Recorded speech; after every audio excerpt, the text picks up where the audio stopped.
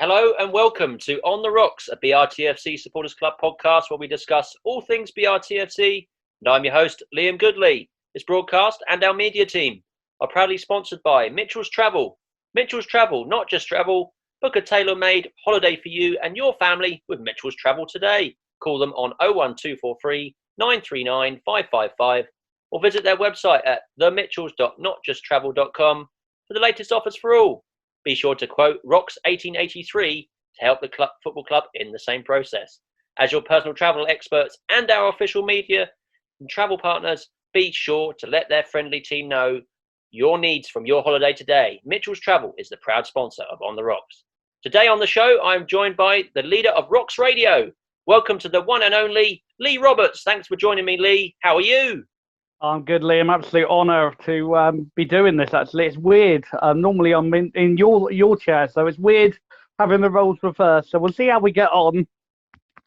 Yeah, I was going to say a bit role reversal because obviously you're usually leading the Rocks Radio, and I'm happy to do the colour, as I said on the WhatsApp group recently on Rocks Radio, and it's going from strength to strength, really, the Rocks Radio. Yeah, it's coming up for nearly 50,000 listens in just over 3 years, which is absolutely crazy. Obviously, we're going to touch on the Selsey game in due course, but that was the most bizarre experience I've ever had doing radio. I've done games all over the country. I've done games at Wembley, but that was the most bizarre experience I've ever had at Selsey. Yeah, definitely. Really, really weird. I've never been to a game when there's literally no fans. It was really, really strange. And talking about that game against Selsey, the win for the Rocks ran out 4-0 winners there. What did you think about the game overall, Lee? It was a useful exercise, and I think Jack hit the nail on the head perfectly. It was a useful exercise. There was only so much that you could learn. Obviously, you know, you're starting off with, I believe, that the lowest opposition that we're going to play. No disrespect to Selsey, but we're going to come up against better opposition as we go on, and of course during the season as well. So there's only so much that you can learn. But I was just really impressed with the fact that, first of all, Selsey, they never gave up. Their heads never dropped. They were full of running, and they did have a couple of chances. Can't remember the Rocks keeper making many saves, if any, but I was really impressed with the Rocks, their aptitude to the task in hand, and it proved that we do know where the net is. 4-0 in your first pre-season game, I'd have taken that, definitely. Yeah, definitely would have taken that, Lee. And it was a comfortable victory, really, wasn't it? Men against boys at times, really, that game.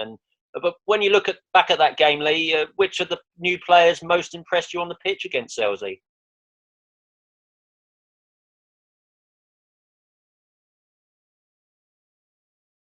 Now at the Rocks, I'm hoping he's going to sign him. That's Jason Parish. I remember Jason from the Wessex League days, I believe. And again, if I've got this wrong, I apologise, but I do believe that he was at Baffin's Milton Rovers at the same time as myself. He's such a lovely guy on and off the pitch. I've spoken to Jason quite a few times, and he's earned his chance. And he's the one that really has impressed me the most because he has taken his chance, as we saw on Tuesday with the actual the goal that he scored. So very impressed with him, and also Sheba, the new number 14. I probably got his name completely wrong as I did in commentary, but the new lad, he looks very, very pacey, and it's certainly got quality in there, and he will, I believe, become an asset as the season goes on. And as I said, it wasn't a bad shout for the first game. 4-0, got to be happy, definitely. Yeah, great start to the pre-season campaign. And when you look at the squad at the moment, Lee, obviously it's difficult after only just one game, but would you say you've seen enough of any of the players to say that they deserve a place in the team this season? The actual players that were there last year, obviously, yes. James Crane, for me, was player of the match. I thought he was absolutely superb. Craney, to be fair, he isn't known for his scoring ability. He has scored, of course, for the Rocks before. But that finish, Liam, as we talked about on the radio on Tuesday, that was absolutely top class. And I just think that Calvin Davis coming back as well, as we've said many, many times, that will be like a brand new signing, because Calvin came on, you could see how much it meant to him. And I asked Robbie almost, has he got a point to prove? I didn't quite mean it the way it came across.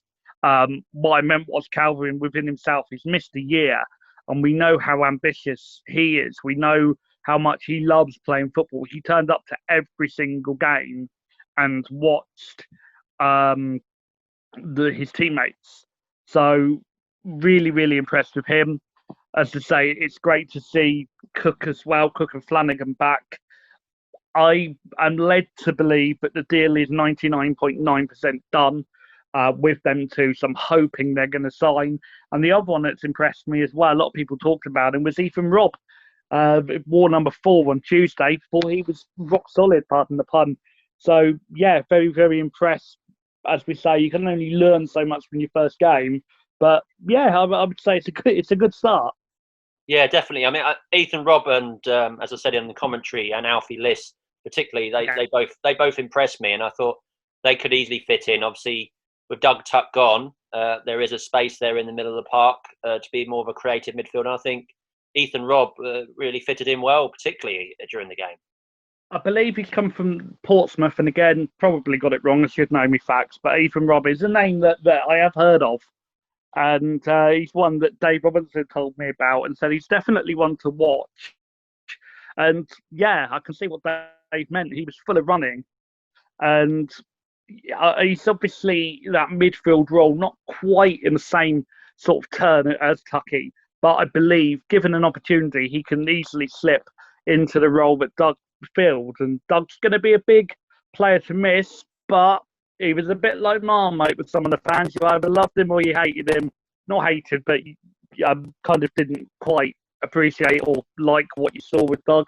And, he was one of those players, as people have said, is a luxury player. We now don't have that luxury. Horsham do, and I can wish Doug personally all the best and good luck at Horsham. Yeah, here on that. 8 years and over 300 appearances for Dougie, and we wish him all the best. Yeah. But it was strange, wasn't it, watching this game without any fans being present, and the Let Fans In campaign seems to have worked in some way, because we've just heard today, Lee, that it looks like that fans will be allowed back in on Friday against Horndean, but I'm not sure what you've heard on the latest on that.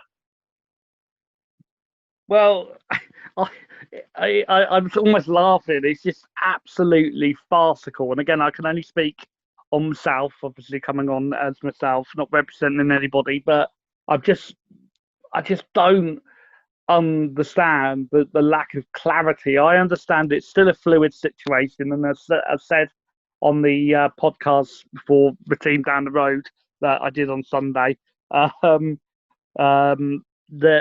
the situation, football doesn't really matter in the grand scheme of things when people are still dying because of this virus.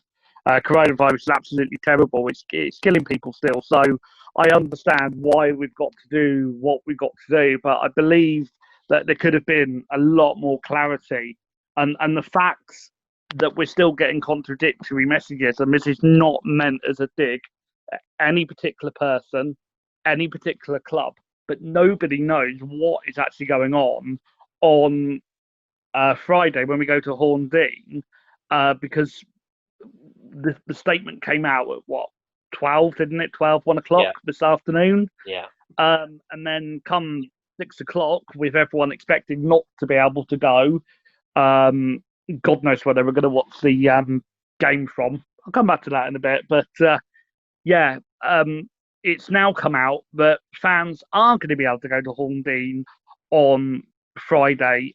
I still don't know until we've had it official coming from the from the club. Nobody knows what is going on, Liam, and that's been the biggest problem. Is the lack of communication, and the fact that we've still got Conference South and Conference being treated as elite sport is, again, they're now not allowed fans in. So we've still got a job to do with the hashtag Let Fans In campaign. And as you would have seen on Twitter earlier, I did actually tweet a couple of people to say thank you. And that was at Ollie Bayliss. Yeah, he's been putting out some great stuff, actually. Without them two doing the work that they've done, we wouldn't know what on earth is going on. It's Ollie that I followed first on Twitter, and he has been an absolute godsend this summer with everything that's going on. And you can see where the amount of followers that he's got. He's got nearly 27,000 followers. Now, for someone who's working in non-league football, that's incredible. And I just want to say thank you to Ollie and Thomas and everybody that's given us information over the summer. It really has helped, and it's kept a lot of people's mind off of the situation and back onto football, which is an escape for some people. Definitely is, and it's all about obviously mental health as well and improving lives. I think football does that, even if you're a spectator. A lot of people. I spoke with Ben from Herne Bay. He was a guest on the podcast on Sunday, and one thing he said is some people don't have anything to live for or to go and see. They don't leave the house unless they go to football. And, you know, as I've always said, football's a massive part of my life outside of, you know, the family setting and work. And everybody needs that escape. And you could see how important it is to some people on Tuesday. I will actually name the person. Dion went to the ground and he watched it through the fence, which I thought was absolutely a ridiculous situation that he's actually had to do that in order to watch the game. It should have been let in. Fans should have been let in on Tuesday. Selsey had to follow the rules. But if fans are not allowed in on Friday, it's going to be interesting. I would say watch the trees around Horndean because there's quite a few, and I would imagine that people are going to want to watch the game on Friday. But, you know, fair play to Dion to come down, to stand behind the fence and watch it. And if you haven't seen the photo on Twitter, do check it out. The guy's an absolute legend. It's just a crazy situation. And again, as I said in commentary, that fence is not a medical fence. It will not stop the virus passing from one side to the other. So there was no reason why fans could not go on Tuesday. Again, the lack of clarity really didn't help. And yeah, as I said, but, you know, fair play to people for still following the rules, not causing any trouble. And at the end of the day, we just want to be able to do what we love, but safely, Liam. And that's what it is at the end of the day. That's what it's all about, doing it safely and with common sense. Yeah, and I think the question is now is, you know, the number. Each club has got to work out how many they're going to actually allow in. Obviously, a certain percentage is going to be defined. I'm led to believe, whether it be 13%, 30%, we don't know. But I think you could safely, with these pre-season games, particularly at lower league clubs, you could easily space people out. Yeah, as I said, no disrespect to Selsey, no disrespect to Horndean, but certainly on a Friday night, and on a Monday night especially, you're not going to get 300-400 turning up to watch Bognor against Selsey. On Saturday, that is going to be very, very interesting because, and I believe that Folkestone are travelling to Hastings. Folkestone are allowed 20 tickets. That's it. They are allowed 20 tickets for their fans. No other of their fans will be allowed in on Saturday. So it's going to be very, very interesting to see what happens with the situation. And on Friday as well, because, again, nobody knows at the moment. No, that's the thing. And hopefully over the coming days, obviously by Friday this week and on the day of the game, we'll hopefully hear a confirmation from Horndean. Obviously, it's down to the club as to what they're going to do in terms of the COVID regulations. But hopefully, it seems positive that Rocks fans can then go and watch their team again. But looking back to the players, Lee, in your opinion, how important is it for the team that we do sign Jake Flanagan and Joe Cook? Flanagan and Cook quite simply could make or break the season. Flanagan, we know, is a midfielder, but arguably Joe Cook made the bigger impact last season. He could have been named player of the season. The goal against Enfield that I missed, I wasn't there, I was working as a carer at the time, and I missed it. That goal that people are still raving about now, those two could be massive signings. I believe the deal is going to be done, but the longer it takes, the more nervous I get. But the fact that they're still training with Bognor, they're still turning up to pre-season training, they're still playing games, so I'm hoping the deal is going to be done. And Joe Cook would have been a magnificent signing on his own, but combining with Flanagan, and that is an absolutely amazing duo.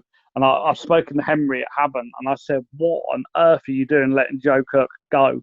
Because I believe that we possibly may have made a bid for him, I would guess, if there was an opportunity. And the fact is, we might now get him for nothing, and he's going to go on to bigger and better things. He is going to be a player that will go on to have a good career, a la Joe Tomlinson. He was on loan with us. Yeah. He then, unfortunately, had to move away. He's now at Eastleigh. So, the Rocks are quite happy to be used as a stepping stone. And Jake Flanagan as well, ex-Southampton, could go back into the programme, Liam. I definitely believe that them two are going to be massive signings as and when it happens. Yeah, I'm just hopeful that we'll hear some more news on that. Hopefully, it looks like it's going to go through, but you just don't know until it's finally released in the press, and hopefully they want to stay here and improve their game here, and like you said, Tomlinson and other players that have come through the ranks, and now look at them now, they're playing high league level, and they can only benefit from a season with us this year, I believe. Well, you look at players who have played for Bognor Regis in the past. There's a goalkeeper who played for Newport, Grant Smith, I believe. Liam, have I got that right? Or that's right. Yeah, Grant Smith. Believe he was at. Yeah, he was at Newport County. There's a certain player called Lewis Dunk, played for Bognor, and says that he owes his career to Bognor, part of his career to Bognor. He's now playing for England. Yeah. So it shows what's possible, and a lot of people obviously don't quite like the methods that Jack has, but it obviously does work, because we've had it's pretty much a who's who of non-league players that have played for the Rocks that have gone on, as I said, to bigger and better things. And I'm hoping that every single member of the Rock squad has that opportunity. Yeah, definitely agree with that. And what was your views on the stand-in goalkeeper, Taylor Seymour? We have eventually found out his name, who got the clean sheet the other night, and didn't have a lot to do, did he? He could have actually gone down to Selsey Beach and still would have kept a clean sheet. They didn't test him, Selsey, and that's no disrespect to Selsey, but there wasn't really much of a test for Taylor. There's obviously certain aspects of his game that could possibly improve, but I'm not being funny. He's young. He will improve, and the fact he's still at Portsmouth, he's still got an opportunity in the pro game, but he didn't have a lot to do, if anything, on Monday.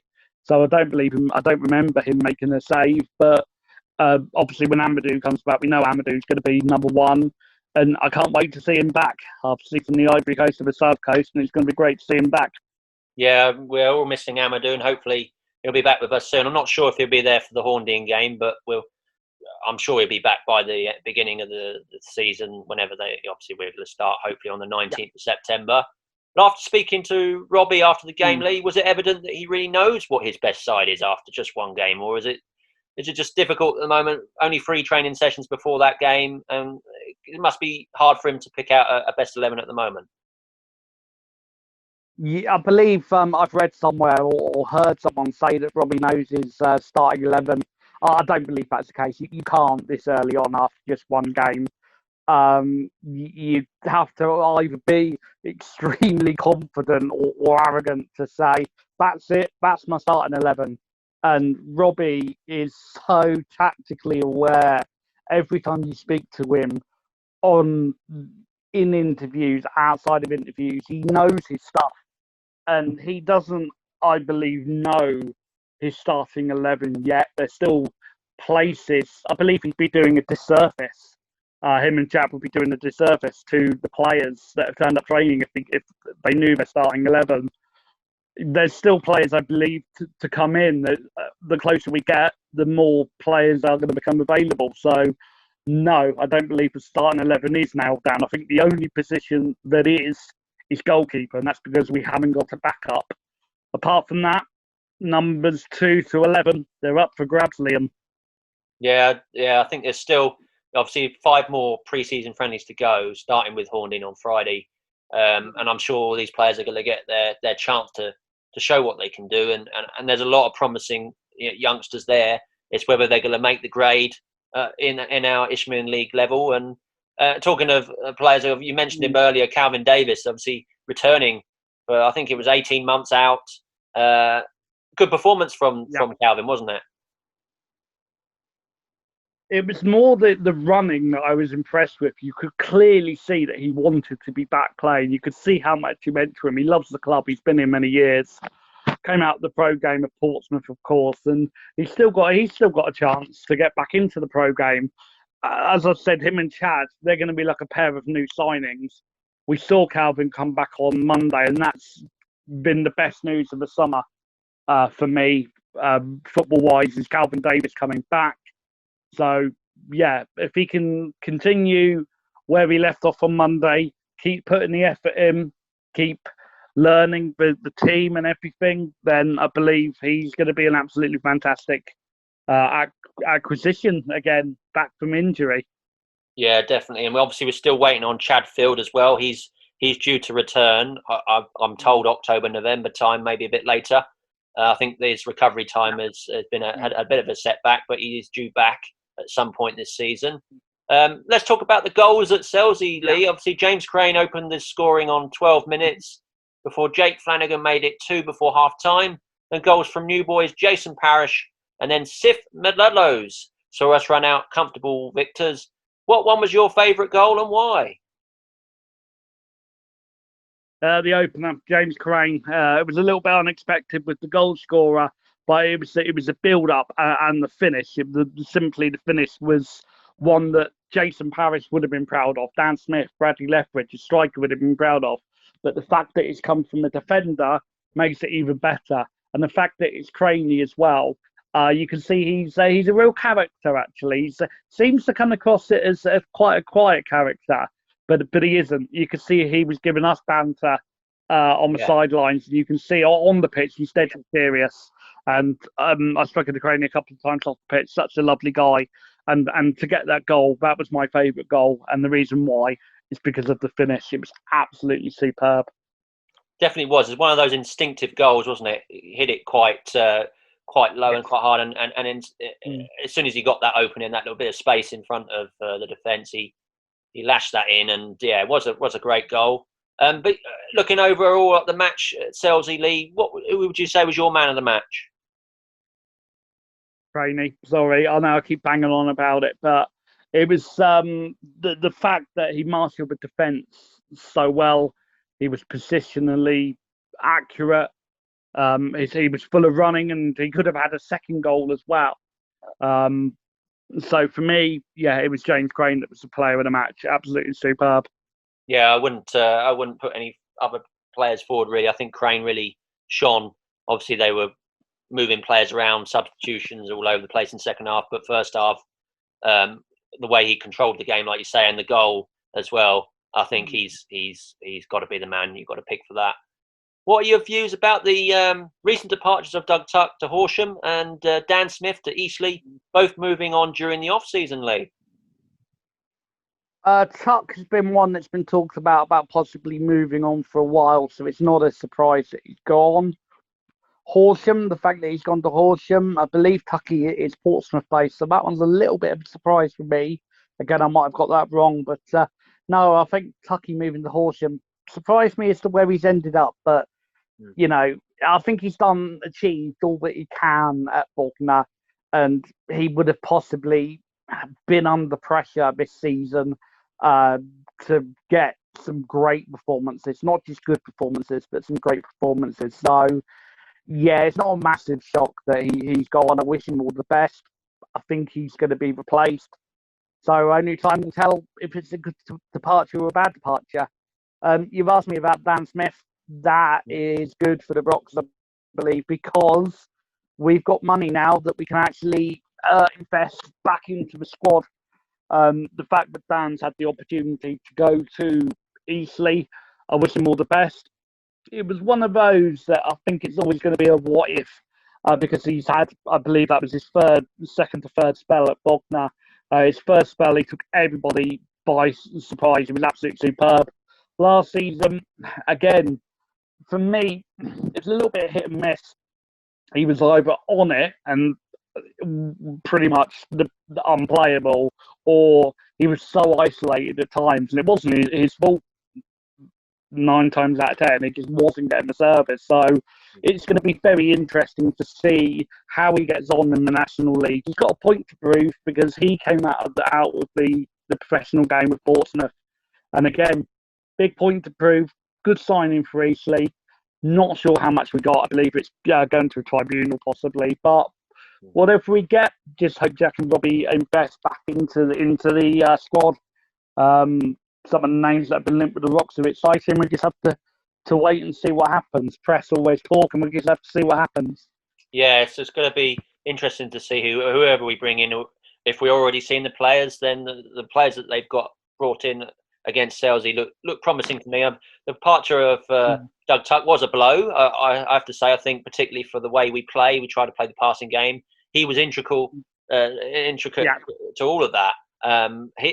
Obviously, he's spent 8 years with us, over 300 performances, and I was shocked him going to Horsham, being at the same sort of level. I thought he might go on upper league, but obviously the offer was there, and it was local.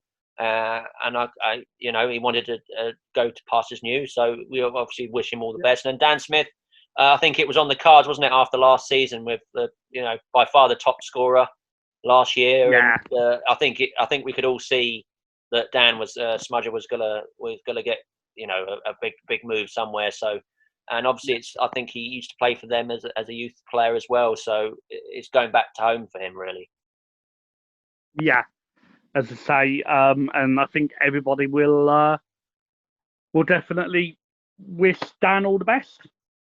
Definitely, Lee. And looking ahead to Horndean on Friday, how do you feel that game will go, given that they have provided a good test for us in the past? That's going to be an interesting one. Again, as Blakey said on Monday, to step up, it's high quality opposition. They're a physical side, Horndean. They are a fit side. Burmy has got them well drilled. And put it this way, he's got a point to prove. He always has against the Rocks. I remember when 2 seasons ago they came to our place and they beat us. So anyone who thinks it's going to be anything but a tough test on Friday is in for a shock. And I'm really looking forward to that game. That is going to be so different to the Selsey game. And this is where now pre-season really begins and really ramps up. A real tough test in store for the Rocks. Results don't really matter in pre-season, Liam. It's all about performance and getting your teamwork together, and that's going to be put to the test big time at Five Heads Park on Friday. Yeah, looking forward to that one, Lee. 7:45 kickoff, of course, at Horndean on Friday. And Burmy will, as you say, will have the team set up well against us. He's trying to instill a passing football game at Horndean at the Deans, so it's going to be interesting. Last time out, I think it was a draw there. Last time we played there, obviously they beat us, I think, as you say, 3-0 before. With that, we had to switch up the team. I think second half we had all youngsters on, and they took us apart in the second half. But I think it's going to be a much more of a test than Selsey, I must say. They're a team on the up, but be interesting to see anyway how our youngsters cope with that. And the obviously my understanding is that Tommy Lee got a bit of a knock to the back as well during the game at Selsey, so not sure if they'll risk him too much or whether they're playing less time. So we'll see that as well. But Lee, many thanks for joining me today. Rocks Radio is going really well, and I know it's appreciated by the fans, particularly as obviously this last game wasn't allowed any fans to be at the game. So far and wide they're listening in. And what's the future for Rocks Radio in the future, the next few years? What can you see us sort of achieving with Rocks Radio? I absolutely love what I do, and I've always said that I'm in a privileged position to be able to do what I do. Whether I'm any good, that's not for me to say. I don't know. I just enjoy what I do, and Rocks Radio, the fact that we've had nearly 50,000 listens, it blows my mind. Even if we get one listener, seriously, I'm over the moon. The future, who knows? I just want to keep doing what we're doing. If it ain't broke, don't fix it. And there's always the opportunity for people, if they want to come on board with us, get in touch. You know, we're always open for people to come and join us.